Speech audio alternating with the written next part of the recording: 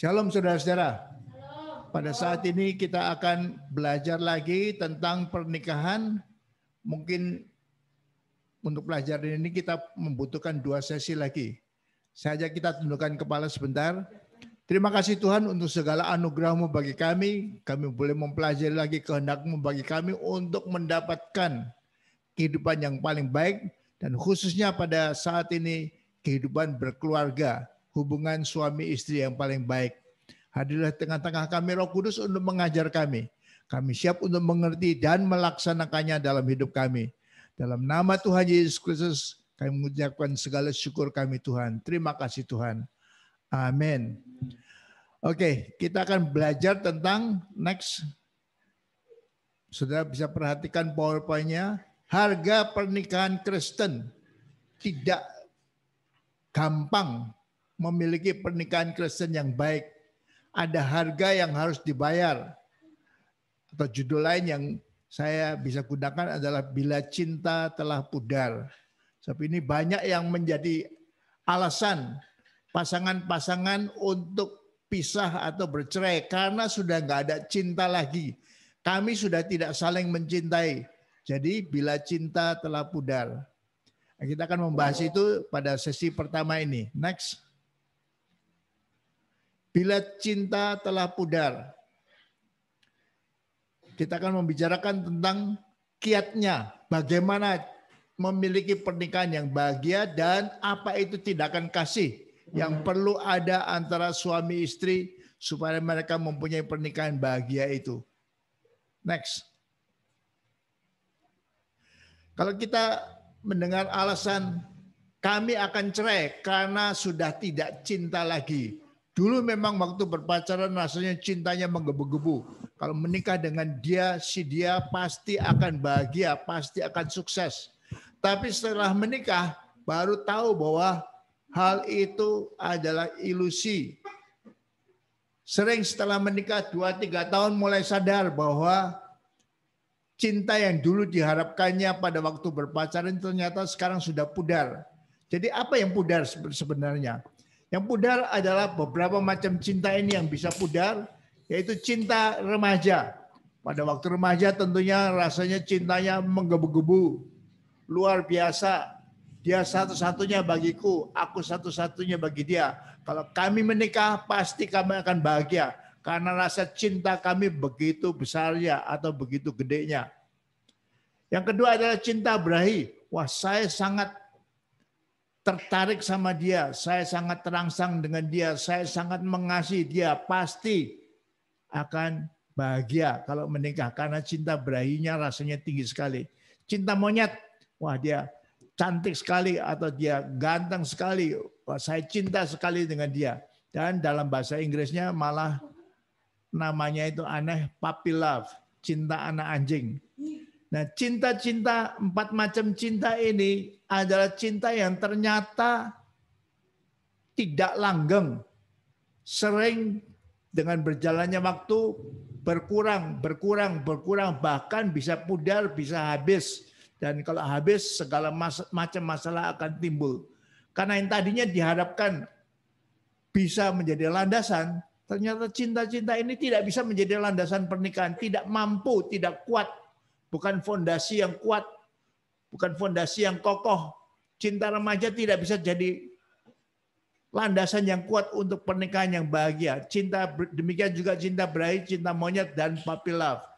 Kita mendengar tentang pernikahan-pernikahan bintang film. Keduanya cantik dan ganteng, tidak ada yang kurang. Bahkan uangnya berlimpah karena sukses mereka sebagai bintang film. Tapi setelah 2, 3, 4, 5 tahun, kenapa pada bercerai? Banyak yang bercerai. Pada masa-masa rentan, antara 3-7 tahun itu banyak terjadi perceraian. Walaupun mereka rasanya tadi, waduh, sangat mencintai. Dengan cinta yang menggebu-gebu. Cinta yang menurut mereka itu akan kokoh, cukup kuat untuk menjadi landasan pernikahan mereka. Tapi ternyata setelah dijalani, ternyata tidak kuat, tidak memadai, tidak cukup.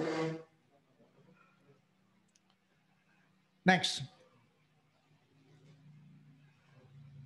Cinta mula-mula, first love, dalam Alkitab dibicarakan juga adanya cinta yang berikutnya, yaitu cinta mula-mula. Cinta ini ternyata juga tidak kekal, mudah hilang, mudah pudar. Next. Nah, kita melihat pasangan cowok dan cewek ini, wah rasanya romantis sekali ya. Cowoknya ganteng, ceweknya cantik. Dua-duanya rasanya serasi sekali. Kalau menikah pasti bahagia. Sebab ini landasan atau gambaran daripada cinta dalam cerita Cinderella ya. Film yang kita sering tonton juga ya. Next. Tapi ternyata cinta seperti itu tidak kuat, tidak kokoh, tidak mantap untuk jadi landasan pernikahan. Nah, Alkitab mengajarkan kepada kita suatu cinta yang lain. Cinta yang matang dan cinta yang dewasa. Coba bacakan Lukas pasal yang ke-10 ayat 30 sampai 37. Lukas pasal yang 10 ayat yang ke-30 sampai yang ke-37. Jawab Yesus, adalah seorang yang turun dari Yerusalem ke Yeriko. Ia jatuh ke tangan penyamun-penyamun yang bukan saja merampoknya habis-habisan, tetapi yang juga memukulnya dan yang sesudah itu pergi meninggalkannya setengah mati. Kebetulan ada seorang imam turun melalui jalan itu. Ia melihat orang itu, tetapi ia melewatinya dari seberang jalan. Demikian juga seorang Lewi datang ke tempat itu. Ketika ia melihat orang itu, ia melewatinya dari seberang jalan. Lalu datang seorang Samaria yang sedang dalam perjalanan ke tempat itu, dan ketika ia melihat orang itu, tergeraklah hatinya oleh belas kasihan. Ia pergi kepadanya lalu membalut luka-lukanya, sesudah ia menyiraminya dengan minyak dan anggur. Kemudian ia menaikkan orang itu ke atas keledai tunggangannya sendiri, lalu membawanya ke tempat penginapan dan merawatnya. Keesokan harinya, ia menyerahkan 2 dinar kepada pemilik penginapan itu. Katanya, rawatlah dia dan jika kau belanjakan lebih dari itu, aku akan menggantinya sewaktu aku kembali. Siapakah di antara ketiga orang ini menurut pendapatmu adalah sesama manusia dari orang yang jatuh ke tangan penyamun itu? Jawab orang itu, orang yang telah menunjukkan belas kasihan kepadanya. Kata Yesus kepadanya, pergilah dan perbuatlah demikian. Nah, kita melihat di sini suatu perumpamaan yang Yesus Kristus sendiri ceritakan tentang orang Samaria yang murah hati itu. Dikatakan di sini ada seorang turun dari Yerusalem ke Yeriko, dia seorang Yahudi, jatuh ke tangan penyamun-penyamun, bukan saja dia dirampok habis-habisan, semua hartanya diambil, tapi juga dipukulin dan celaka berdarah-darah. Sehingga mungkin dalam keadaan pingsan berdarah-darah seperti itu dan ditinggalkan dalam keadaan setengah mati. Waktu itu ada seorang imam yang turun, tapi imam itu tahu apa yang dilihatnya itu, dia tahu orang itu celaka, tapi dia tidak menolong. Mungkin karena dia pikir, aduh. Nah, kita tahu imam-imam itu banyak. Di Yerusalem banyak imam-imam dan mereka harus digilir untuk melakukan tugas-tugas keimaman. Mungkin seorang itu hanya dapat giliran sekali setahun aja. Kalau dia luput, nanti diganti sama orang lain, dia tidak dapat ganti lagi. Wah, kalau saya menolong orang Yahudi ini akan berlama-lama. Saya akan terlambat ke Bait Allah. Giliran saya akan sudah lewat, orang lain yang akan menggantikan kedudukan saya. Wah, rugi juga ya. Saya nggak bisa ya. Harus cepat-cepat pergi ya. Jadi si imam itu melihat orang itu, tapi ia melewatinya dari seberang jalan. Juga seorang Lewi yang mempunyai tugas juga untuk memelihara Bait Allah. Datang ke tempat itu, dilihat di situ, wah, dia melewatinya dari seberang jalan. Dia tahu orang Yahudi yang celaka, dia lihat orang yang berdarah-darah ini, tapi dia tidak mau menolong. Waduh, repot juga ya. Lu tolong dia ya. Biayanya berapa ya? Kita harus sewa penginapan, mengobatinya, waktunya gimana ya? Jadi dia tidak mau, kena kesulitan dia pergi. Meninggalkan orang yang celaka itu. Kemudian datang seorang Samaria, dan kita tahu orang Samaria dan orang Yahudi pada waktu itu hubungannya tidak baik, saling melecehkan. Orang Samaria ini dianggap bukan orang Yahudi yang asli karena sudah ada darah orang asing, darah orang kafir. Jadi sudah tidak murni orang Yahudi. Jadi dianggap rendah oleh orang Yahudi pada waktu itu ya. Jadi waktu orang Samaria lihat, tapi begitu dia lihat orang celaka itu dikatakan dia tergerak hatinya oleh belas kasihan. Dia turun dari keledainya, balut luka-lukanya orang itu, disirami dengan minyak dulu, setelah itu atau dengan anggur dulu untuk bersihkan lukanya, lalu kasih minyak, lalu dibebat di luka-lukanya, dibebatnya. Lalu orang yang celaka itu yang mungkin dalam keadaan setengah pingsan, dinaikkan di atas keledai tunggangannya dan dia harus pegangin orang itu sampai ke tempat penginapan. Dia sewa sebuah rumah penginapan dan petang itu dia merawatnya sendiri. Kalau di tengah-tengah jam makan begitu atau petang, tiba-tiba si orang Yahudi itu kelaparan. Tentunya orang Samaria ini harus cari makanan untuk dia. Mungkin suapin dia juga kalau dia belum bisa makan sendiri. Dia menjaga, memenuhi kebutuhan orang Yahudi itu semalam suntuk. Mungkin tidurnya kurang lelap ini si orang Samaria ini. Tapi besok dia harus meneruskan perjalanan bisnisnya. Jadi waktu pagi, dia bangun pagi, ternyata orang Yahudi ini sudah banyak pulihnya. Dia sudah sadar, dia sudah mungkin bisa bergerak sendiri, sudah mulai bisa berjalan, memenuhi kebutuhannya sendiri. Jadi si orang Samaria bisa meninggalkan untuk melanjutkan bisnisnya. Tapi sebelum dia meninggalkan orang Yahudi itu, dia datang ke pemilik penginapan itu. Dengan pesan, rawat dia, penuhi segala kebutuhannya. Dan nanti beritahu kepadaku uangnya berapa, total uangnya berapa, aku akan penuhi segala kebutuhan orang yang celaka itu waktu aku kembali. Ini luar biasa tindakan daripada si orang Samaria ini. Dan Yesus Kristus bertanya, di antara ketiga orang ini, mana yang sesama manusia? Jadi orang Yahudi yang jatuh ke tangan penyamun itu. Orang itu menjawab, ya, yang menunjukkan belas kasihan. Dan Yesus Kristus dengan tegas mengatakan, kamu pergi. Kamu perbuat yang demikian. Ini perintah kepada kita ya. Kita tidak boleh menjadi seperti si imam. Walaupun kita punya tugas yang sangat penting. Tapi nyawa tentunya sangat penting juga ya. Lebih penting. Walaupun usahanya berat sekali untuk menolong orang ini yang celaka, yang berdarah-darah seperti itu.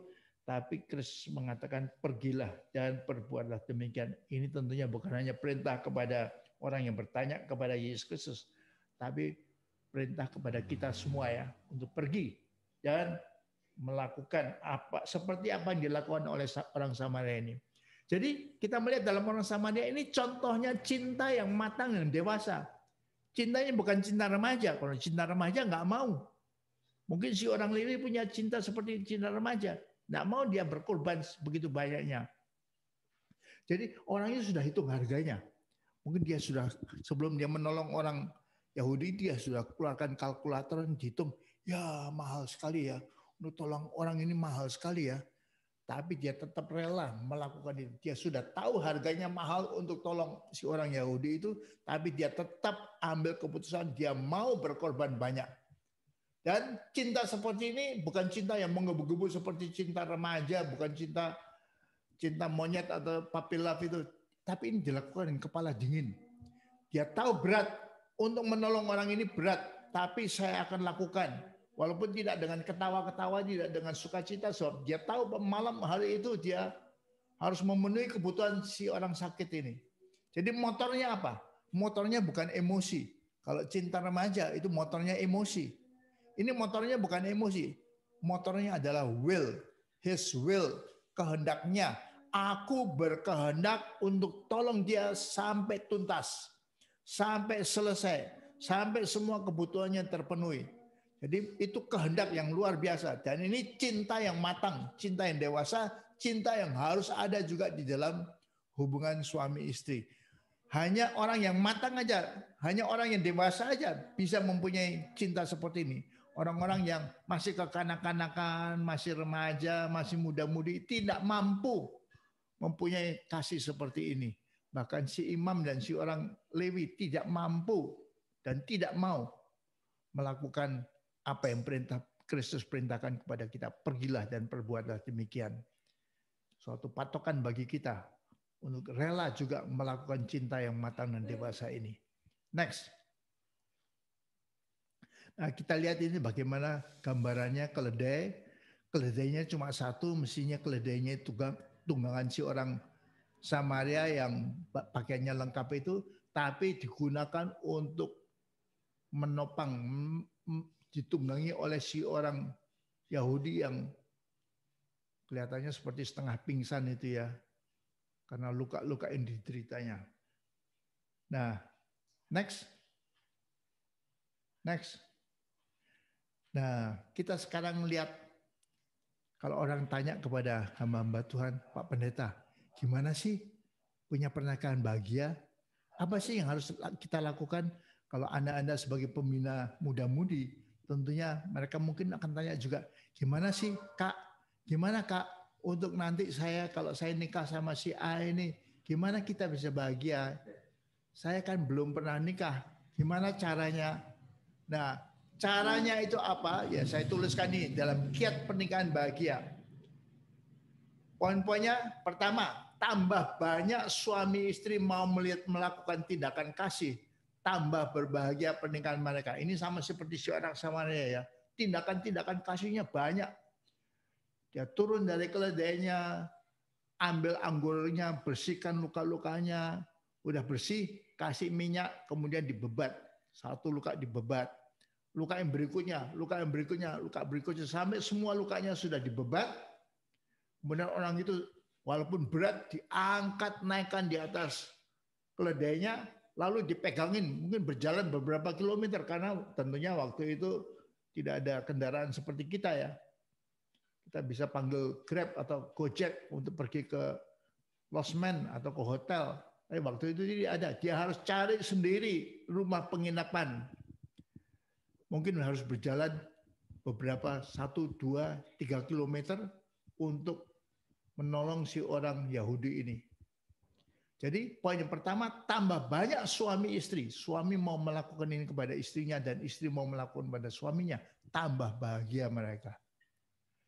Poin yang kedua, tapi kalau tidak mau melakukan tindakan kasih, hubungan mereka akan mengalami stagnasi, macet, mandek, dan pelan-pelan mulai menurun kebahagiaan mereka itu.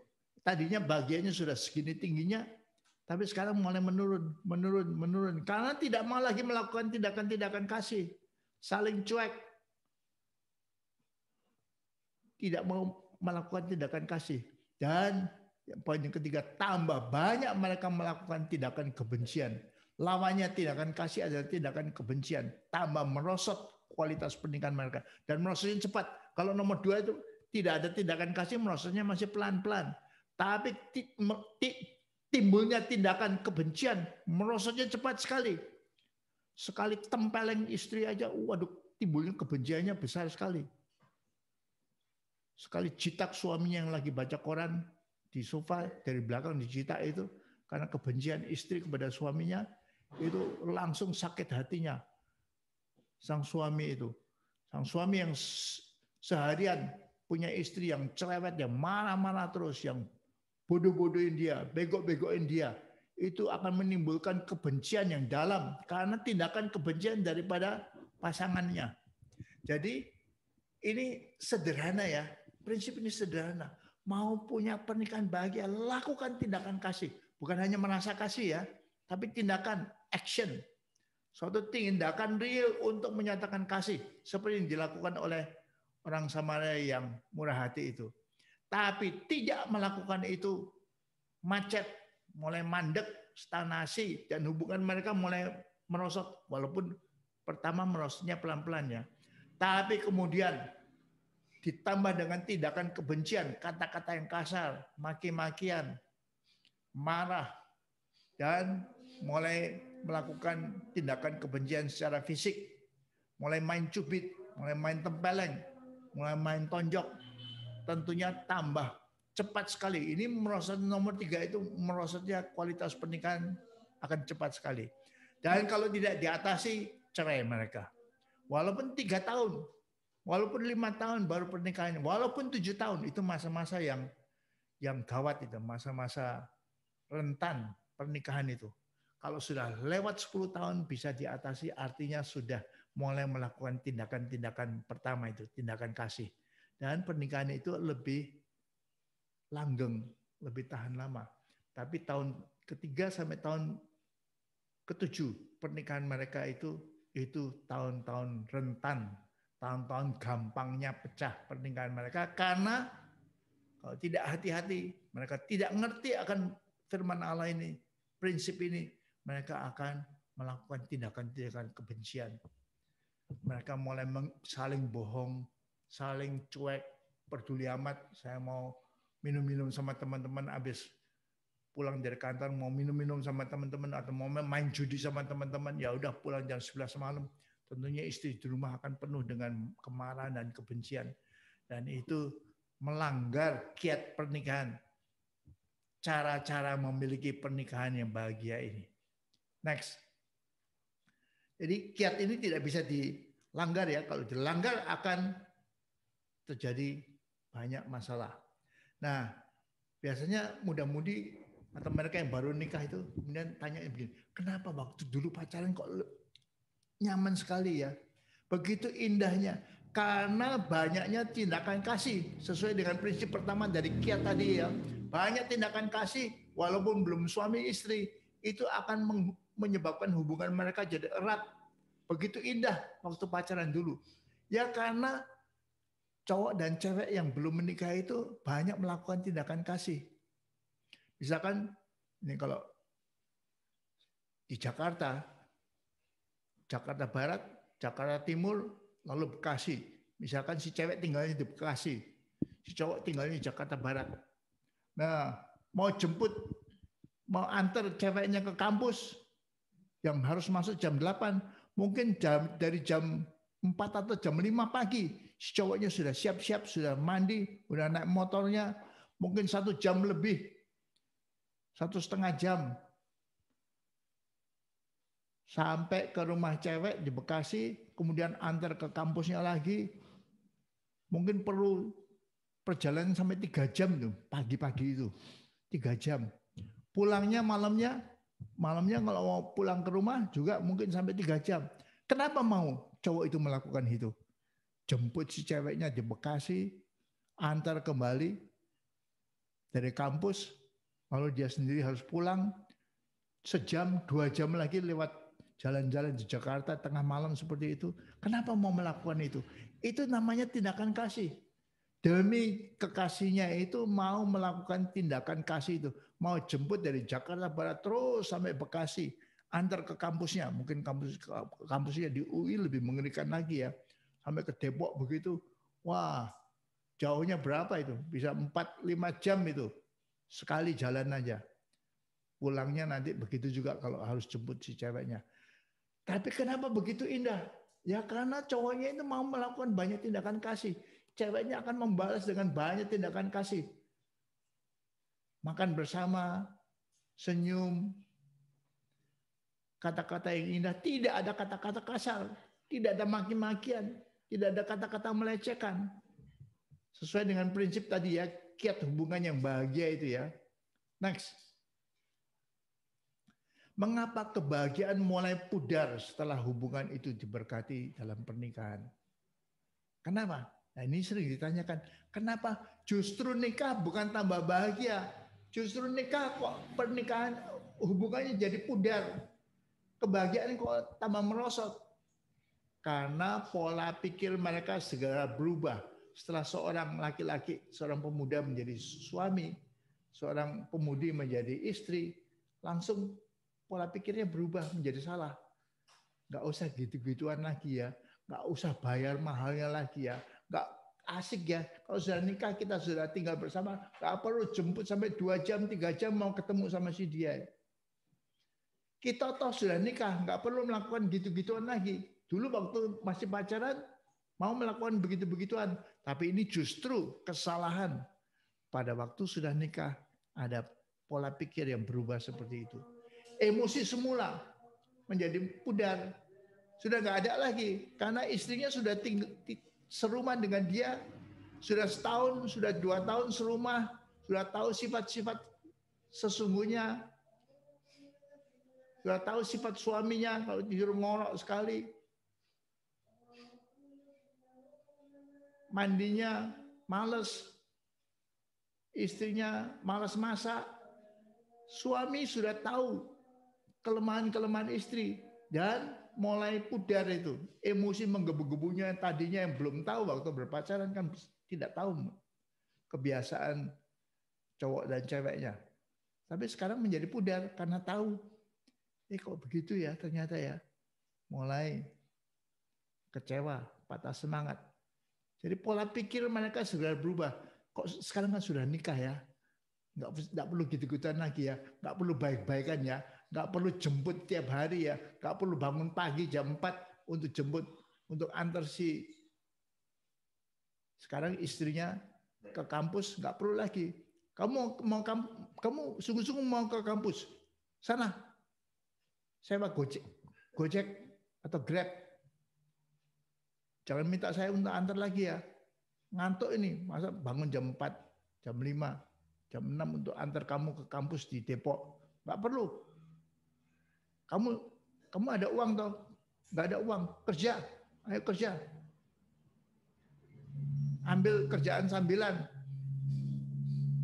Supaya kamu bisa bayar Grabmu untuk ke kampus di Depok. Jadi pandangannya menjadi salah. Pola pikir cowok dan cewek yang sekarang ini menjadi suami dan istri langsung berubah dibandingkan dengan pola pikir waktu masih remaja, waktu masih berpacaran dulu. Dan emosi semula menjadi pudar. Tadinya waduh cintanya rasanya menggebu-gebu. Sekarang kok ngelihat dia ngomel-ngomel, ngelihat dia belum mandi, kok enak juga ya. Kok nggak menyenangkan ya. Cintanya jadi pudar. Kok enggak seperti gadis idaman seperti dulu ya waktu berpacaran ya. Enggak seperti cowok idaman seperti dulu waktu mau berkorban banyak ya. Ya karena sudah berubah setelah pernikahan, pola pikir mereka berubah. Dan ini menyebabkan kenapa? Justru diberkati. Apa Mbak Pendeta itu kurang urapannya kok memberkati pernikahan kita kok justru sudah nikah justru tambah pudar. Kok tambah parah ya? Oh nggak seenak dulu waktu pacarannya. Iya, bukan salahnya Bapak Pendeta. Jemaat kali. Jemaat kurang waktu mendoakan pernikahan kami. Mereka itu nggak tulus sekali. Bukan salahnya jemaat. Bukan salahnya pendeta. Salahnya siapa? Salah mereka sendiri. Karena pola pikir mereka berubah. Dan karena pola pikirnya berubah, tingkah lakunya berubah. Mereka nggak mau berkorban seperti dulu waktu berpacaran. Mereka tidak mau saling memperhatikan seperti dahulu. Dan ini sangat memerosotkan, memudarkan hubungan mereka sebagai dua pribadi. Next. Nah, dalam Alkitab ada cinta yang lain juga. Yang tidak langgeng ternyata. Yaitu disebut kasih mula-mula. First love. First love never dies, itu tidak benar. Kasih mula-mula tidak akan pudar, itu tidak benar. Wahyu pasal 2 ayat 4 dan 5 ini satu-satunya ayat dalam Alkitab yang bicara tentang first love ini, kasih mula-mula itu ya. Namun demikian aku mencela engkau. Kenapa? Kristus mencela jemaat ini. Karena engkau telah meninggalkan kasihmu yang semula, yang rela berkorban luar biasa itu. Sebab itu ingatlah betapa dalamnya engkau telah jatuh. Bertobatlah dan lakukan lagi apa yang semula engkau lakukan. Jika tidak demikian, aku akan datang kepadamu dan aku akan mengambil kaki tianmu dari tempatnya jika engkau tidak bertobat. Jadi first love never dies itu nggak benar. Cinta mula-mula itu tidak akan pudar, itu nggak benar. Sebab cinta semula itu, kasih yang semula kepada Yesus Kristus pun akan pudar. Dan Yesus Kristus kasih resepnya. Nah, ini banyak pendeta kalau nggak hati-hati, nggak sungguh-sungguh memperhatikan ayat ini, kasih resep yang salah. Dia akan berkata, mari saudara-saudara kita semua kembali ke cinta yang semula. Bukan, resepnya bukan begitu. Mari kita balik, kita semua, kita yang sudah mulai kehilangan cinta yang semula, yang sudah mulai pudar itu, mari kita semua balik ke cinta yang semula. Salah besar. Resepnya bukan begitu. Resep yang diberikan oleh Kristus adalah bertobatlah dan lakukan lagi apa yang semula engkau lakukan. Ini kepada suami dan istri juga. Ayo bertobat dari malesnya itu, dari kata-kata kasar itu, dari ngomel-ngomel itu, dari cerewet itu, dari menggunakan kata-kata kasar itu. Ayo bertobat daripada itu. Dan lakukan lagi apa yang semula engkau lakukan. Lakukan lagi yang dulu kamu lakukan waktu kamu pacaran. Seperti apa itu? Ya, dulu kan bangun pagi, jam 4 sudah bangun, sudah jemput istri.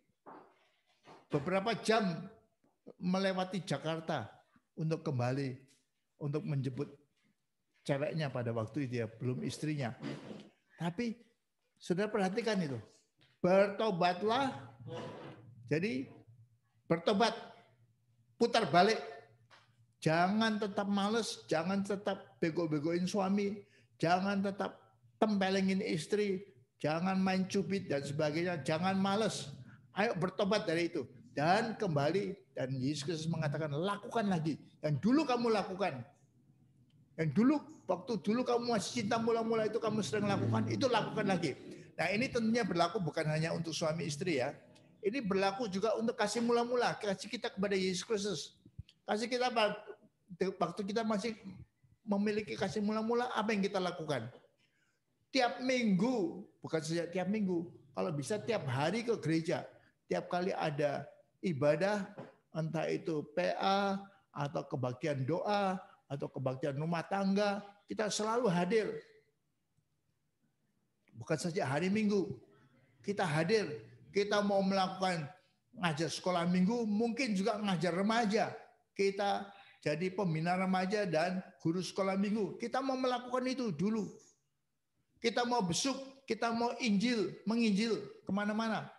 Kita mau menjenguk rumah-rumah anggota-anggota jemaat yang kedengaran sakit, kita mau mendoakan, kita rela melakukan itu. Tapi didapatkan setelah beberapa tahun, udah orang Kristen tadinya itu kasih mula-mulanya menggebu-gebu, ternyata kasih semulanya sudah pudar juga.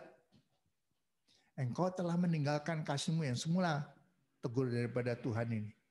Dan resepnya, kembali resepnya, jangan balik ke kasih yang semula ya, nggak bisa ya. Tidak bisa, emosinya, kasih semula itu emosinya tinggi. Tidak bisa emosi itu menggebu-gebu seperti dulu, nggak bisa. Tapi bertobat, ayo bertobat. Lakukan lagi apa yang semula engkau lakukan. Yuk lakukan lagi. Dan di dalam Yesus Kristus, cinta yang kedua, ketiga, keempat, cinta setelah 10 tahun itu bisa lebih luar biasa daripada kasih yang semula itu. Apalagi kalau kita mempunyai hubungan yang erat dengan Tuhan. Kita mempunyai keintiman yang luar biasa dengan Tuhan. Hubungan yang dulunya itu, oke, waktu kasih mula-mula, doanya 3, 4, 5 kali sehari. Doa waktu makan 3 kali, doa bangun tidur, doa sebelum tidur, baca Alkitab 2 kali sehari. Itu kita bukan saja itu dilakukan, itu sudah kecil. Setelah 10 tahun, kasih 10 tahun itu, 20 tahun setelah nikah, ternyata luar biasa. Karena mengerti sungguh-sungguh kasih daripada Allah dan sungguh-sungguh menjadi intim dengan Tuhan. Saya malu mendengar seorang pendeta yang luar biasa, Om Ishak Liu, yang saya kenal juga waktu saya masih kecil, bergereja di gerejanya di GPPS Surabaya. Itu katanya kalau berdoa sehari bisa sampai 6 jam.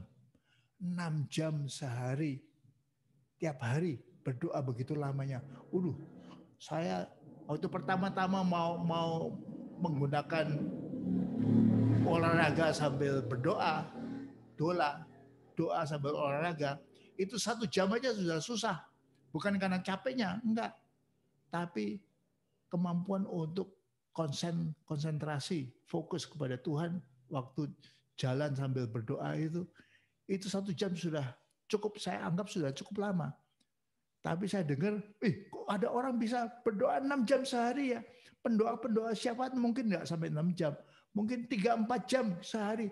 Saya kok 1 jam aja sudah berat ya. Apalagi saya dengar ibu-ibu dibangunkan jam 2 pagi. Karena tidurnya jam 8, jam 2 pagi sudah cukup tidurnya, bangun. Tapi tentunya nggak bisa masak dan sebagainya, semua masih tidur ya. Jadi dia bersimpuh, duduk di lantai, baca Alkitab, atau di atas tempat tidur, baca Alkitab, dan berdoa. Kadang-kadang bisa sampai 2 jam. Sekali doa aja dari jam 2 sampai jam 4. Jam 4 mulai ngantuk lagi, tidur lagi, nanti jam 6 bangun lagi. Tapi bisa 2-3 jam. Pendoa-pendoa siapa itu kalau meratap di hadapan Allah bisa 2-3 jam. Saya kok nggak bisa ya? Kok bisanya hanya 1 jam ya? Suatu saat karena saya terdorong itu karena rasanya wah malu ya, masa orang lain bisa lebih hebat begitu. Saya orang teologi malah nggak bisa. Saya paksa jalan 2 jam. Ternyata bisa juga ya. 2 jam sehari bisa jalan sambil berdoa. Nah di kampus Bisom ini jam doa kita itu juga 2 jam sehari. Pagi jam 5, sore jam 5 juga. 1 jam, 1 jam. Ternyata bisa juga ya. Jalan kaki 1 jam sambil berdoa pagi hari. Jalan kaki sambil berdoa sore hari atau petang hari. Bisa ya. Wah kalau saya bisa meningkatkan sampai 3-4 jam untuk meratapi Borneo, Kalimantan ini supaya Tuhan turun, Roh Kudus turun mengadakan kebangunan rohani di seluruh Borneo, seluruh Kalimantan ini. Waduh luar biasanya. Tapi saya belum punya ratapan seperti itu. Belum punya doa syafaat yang bisa menangisi 2 jam, 3 jam, 4 jam sehari untuk Borneo ya. Tapi kita harus lakukan lagi apa yang semula engkau lakukan, bahkan lebih. Setelah 10 tahun, 20 tahun, 30 tahun ikut Tuhan, bisa melakukan daripada apa yang dulu cinta semula lakukan. Ya, ini juga dalam hubungan suami istri, bukan saja dalam hubungan kita dengan Allah, dalam hubungan suami istri juga harus dilakukan lagi. Apa yang dulu kamu lakukan, siap antar istri, jangan malas antar istri. Kamu pergi sendiri sana, naik Grab, nggak bisa. Perintah Allah lakukan lagi apa yang semula engkau lakukan. Dulu waktu masih pacaran bisa sekali jalan 3 jam, bolak-balik 6 jam, 5-6 jam sehari antar si cewek pacarnya. Sekarang ini gimana kalau mulai lakukan itu lagi untuk si istri, untuk anak-anak, kasih yang dewasa, kasih yang matang ini. Next. Jadi kembali tidak diperintahkan kepada kita untuk kembali kepada kasih yang semula. Memang nggak bisa. Soal kasih semula itu banyak emosinya. Tidak mungkin, banyak faktor emosi kasih semula itu. Tapi diperintahkan untuk lakukan lagi apa yang semula engkau lakukan. Dan dalam Kristus kita malah melakukan jauh lebih daripada yang semula kita lakukan. Seperti tadi ya. Kalau saudara sudah 20 tahun, 30 tahun ikut Kristus, sudah harus bisa melakukan jauh lebih daripada cinta semula. Nah, dalam hubungan suami istri juga harus seperti ini harus terjadi. Perintah Kristus itu lakukan lagi apa yang semula lakukan, perbuatlah, pergilah, dan perbuatan demikian itu harus dilakukan juga oleh suami istri dan bisa lebih. Saya oleh anugerah Allah dulu dalam pernikahan pertama sampai 33 tahun. Pada tahun terakhir dari pernikahan kami, istri saya mulai sakit-sakitan. Nah, waktu istri saya mulai sakit-sakitan, apa yang harus saya lakukan? Saya tetap suami dan saya harus tetap mengasihi dan lakukan lagi apa yang semula engkau lakukan. Saya ingat waktu itu istri saya mulai kehilangan karena ada gangguan daripada syaraf-syaraf tubuhnya. Tambah lama tambah merosot syaraf tubuhnya itu. tambah lama tambah susah menelan, susah ngomong sehingga ngomongnya cadel, susah berjalan sehingga berjalan harus dituntun, tidak bisa melakukan hal-hal yang biasa dilakukan oleh seorang istri. Masak sudah tidak bisa, bersihkan kamar tidur sudah tidak bisa, bersihkan ruangan tidak bisa, cuci sapu ngepel sudah nggak bisa lakukan itu lagi. Jadi siapa yang harus lakukannya? Tentunya saya harus lakukan itu. Saya harus tuntun dia pergi ke kamar mandi, tiap kali mandi 2 kali sehari, mandikan dia. Tentunya dia tidak bisa mandi sendiri. Saya yang harus mandikan, andukin, kasih dia pakaian, karena dia tidak bisa melakukan itu sendiri waktu parah sebelum meninggal ya. Jadi itu yang jauh yang saya lakukan lebih daripada waktu pacaran. Waktu pacaran itu tidak pernah mandiin pacar ya. Tapi setelah istri mulai sakit, atau kalau suami yang sakit karena stroke, atau istri yang harus memandikan suami. Dulu waktu pacaran itu tidak pernah pikir mengharapkan bahwa saya akan mandikan suami, tapi harus dilakukan karena mereka suami istri. Jadi apa yang kita lakukan malah lebih, dan dilakukan dengan sukacita, bukan dengan ngomel, dengan marah, dengan muka yang asam. Tidak. Lakukan lagi apa yang semula yang kau lakukan waktu kita jemput, waktu masih berpacaran, istri dengan motor kita, dengan mobil kita, kan dengan sukacita. Tidak ada ngomelnya. Makan bersama di restoran, wah menyenangkan sekali. Berduaan berjalan di taman, wah menyenangkan sekali. Itu yang harus kita tetap lakukan. Lakukan lagi apa yang semula yang kau lakukan. Itu perintah daripada Alkitab dalam Wahyu tadi tentang kasih yang semula ya. Dan itu bisa dilakukan dan harus dilakukan pada waktu 2 orang sudah menikah. Lebih apalagi dalam keadaan darurat ya. Ada yang celaka, ada yang sakit, apalagi sakit yang parah ya. Harus dilakukan, tidak bisa tidak. Next. Contoh-contoh tindakan kasih. Antara suami istri harus ada tindakan, ada komitmen untuk melakukan tindakan-tindakan kasih. Ini suatu saat saya dalam suatu gereja, suami dan istri menuliskan di secara kertas apa tindakan kasih yang relevan dalam kehidupan kalian berdua yang bisa dilakukan sebagai pernyataan kasih. Seorang suami menulis begini, saya akan membantu istri saya menyiram tanaman di rumah seminggu sekali. Wah, kelihatannya gampang ya. Tapi dia sudah tidak mau melakukan sebelum disadarkan itu. Untuk ambil air dan tanaman-tanaman di rumah disiramin seminggu sekali. Ini tindakan kasih. Tentunya kalau istri melihat suaminya melakukan hal begini, senang dia. Senang. Dan akan berusaha balas dengan tindakan kasih yang lain. Next.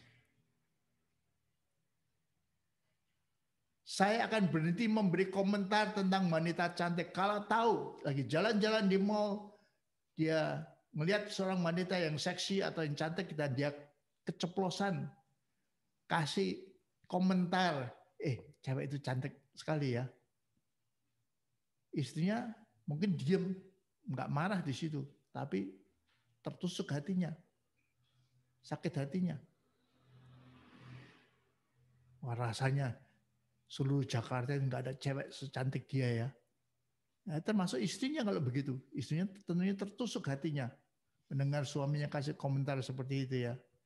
Nah, karena tahu bahwa ini menyebabkan konflik di antara mereka, suami ambil komitmen. Saya mulai sekarang saya tidak akan lagi kasih komentar betapapun cantiknya seorang wanita. Saya tidak akan komentar yang saya tahu akan menyinggung perasaan istri saya. Ini tindakan kasih. Saya akan berhenti memberi komentar tentang wanita cantik. Next. Seorang istri menulis begini, saya tidak akan mengkritik ibunya lagi. Sebab dia tahu kalau dia ngomong sedikit aja, ngomel, kritik ibunya, kesalahan daripada ibunya diungkapkan, suaminya yang akan tersinggung. Suaminya yang anaknya mama itu tersinggung. Jadi bagaimana? untuk menghindari supaya suami tidak tersinggung, ya jangan kritik ibunya lagi itu. Jangan kritik ibunya lagi.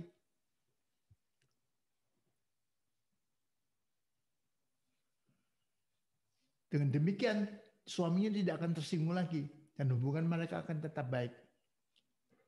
Ya, ini komitmen-komitmen yang suami istri harus lakukan masing-masing. Mereka ngambil tekad begitu sendiri. Mungkin di bawah bimbingan seorang pendeta atau seorang konselor baik. Kalau tidak, mereka mungkin tidak sadar untuk ngambil komitmen seperti ini. Tapi kalau seorang konselor minta suami, oke, kamu tahu konflik-konflik dalam keluargamu, sekarang kamu ambil 5 komitmen, kamu tuliskan yang akan kamu lakukan.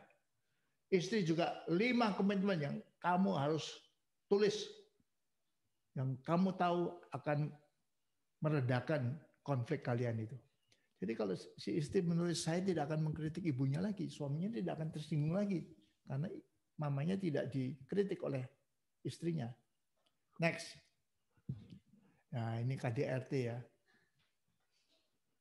Yang kelihatannya aneh ya. Di Indonesia yang melakukan KDRT bukan yang perempuan ya. Biasanya suami-suami melakukan KDRT. Tapi di Amerika bisa begitu. Kalau lihat itu. Suami dipukul dengan figura itu. Sayang mana? Sayang kepalanya atau sayang figuranya? Ternyata nggak peduli kepalanya sakit atau enggak ya. Pokoknya puas itu melakukan KDRT. Sudah lihat, saya kasih jempol ke bawah ini. Yang merah itu ya. Jangan dilakukan. Ini merusak sekali hubungan antara suami istri itu. Jangan sampai ada kekerasan. Kekerasan harus hilang. Pada waktu mereka mulai mengucapkan janji nikah, langsung KDRT tidak boleh ada lagi dalam kehidupan seterusnya. Baik sang suami maupun istri. Terhadap pasangannya, terhadap anak-anak, atau terhadap orang lain tentunya ya. Tapi ini yang besar kalau sampai dalam hubungan suami istri itu masih ada KDRT, kekerasan dalam rumah tangga, yang baik sekali negara kita sudah ada undang-undang melawan KDRT. Seorang anggota jemaat saya dipukulin oleh suaminya, dia lapor ke polisi, polisinya masuk penjara 6 bulan. Masuk penjara, sungguh-sungguh masuk penjara, tidak keluar dari penjara 6 bulan. Karena melakukan KDRT yang dilaporkan oleh istrinya. Bagus sekali undang-undang anti KDRT ini. Oke, saya rasa cukup untuk hari ini. Untuk malam hari ini kita akan lanjutkan besok dengan poin yang atau dengan ceramah yang kedua tentang penyesuaian dalam hubungan suami istri. Mari saja kita tundukkan kepala sebentar. Terima kasih Tuhan, kami sudah mulai mempelajari bagaimana membina keluarga yang bahagia. Kami belajar dari firman-Mu, kami belajar daripada perumpamaan orang Samaria yang murah hati itu. Kami harus melakukan, ada harga yang mahal untuk menjadi anak-Mu yang baik, anak-Mu yang berkenan kepadamu Tuhan. Baik sebagai orang Samaria yang murah hati maupun bagi kami-kami yang sudah menikah atau yang akan menikah. Kami tahu tanggung jawab kami luar biasa. Kami harus mau melakukan seperti orang Samaria yang murah hati itu, membayar harga yang mahal untuk kesejahteraan pasangan kami Tuhan. Orang yang katanya kami kasih Tuhan, suami istri kami. Terima kasih Tuhan. Kami akan melanjutkan besok dan kami bersyukur Engkau mau mengajar kami pada malam hari ini. Terima kasih Tuhan. Amin.